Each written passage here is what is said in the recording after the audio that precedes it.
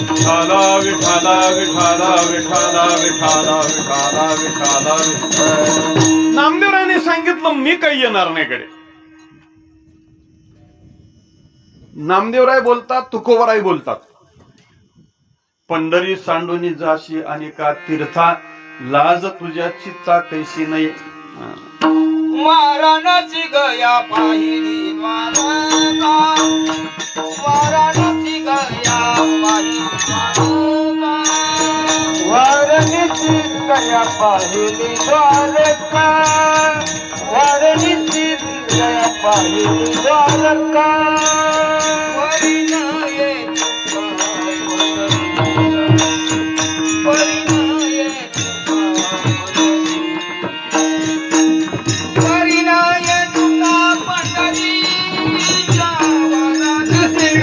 नाही अभिमान पंढरीच्या लोकांना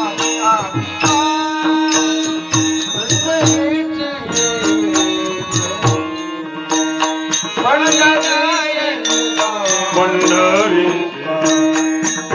परिणय तुका पंढरी पंढरीच्या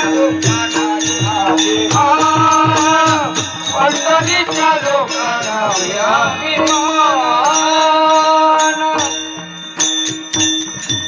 वाराणसी गया पाहिली द्वारका, परी नये तुका पंढरीशी.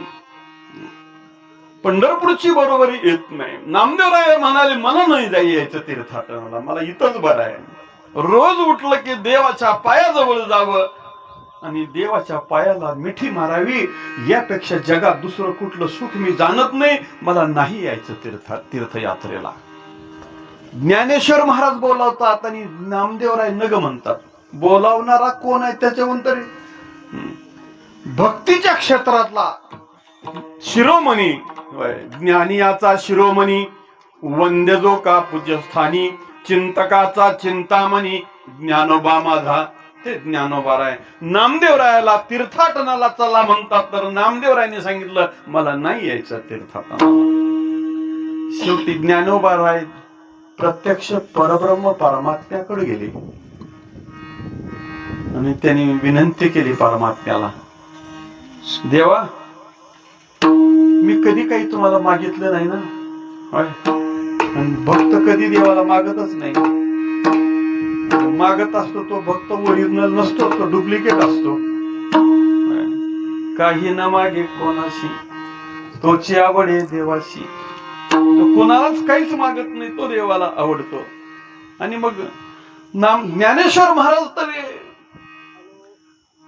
निसंग निर्विकार अवस्था ज्यांची, ज्यांच्याकडे संसाराचा लेश नाही, उपाधीचा संबंध नाही, भगवंताची बरोबरी, प्रत्यक्ष महाविष्णूचा अवतार, नाही महाविष्णूचा अवतार सखा माझा ज्ञानेश्वर ते ज्ञानोबाराय. आणि भगवंताकडे मागणी करतात, देवा मी कधीच मागत नाही पण आज मागतोय, तुम्ही मला द्या. भगवान म्हणाले कोणीच कधीच मागत नसलेला माणूस जर मागायला आला तर तुम्ही काय बी मागा म्हणते माणूस. आपल्यासारखा फटका मागणारे ज्ञानोबाराय आहेत.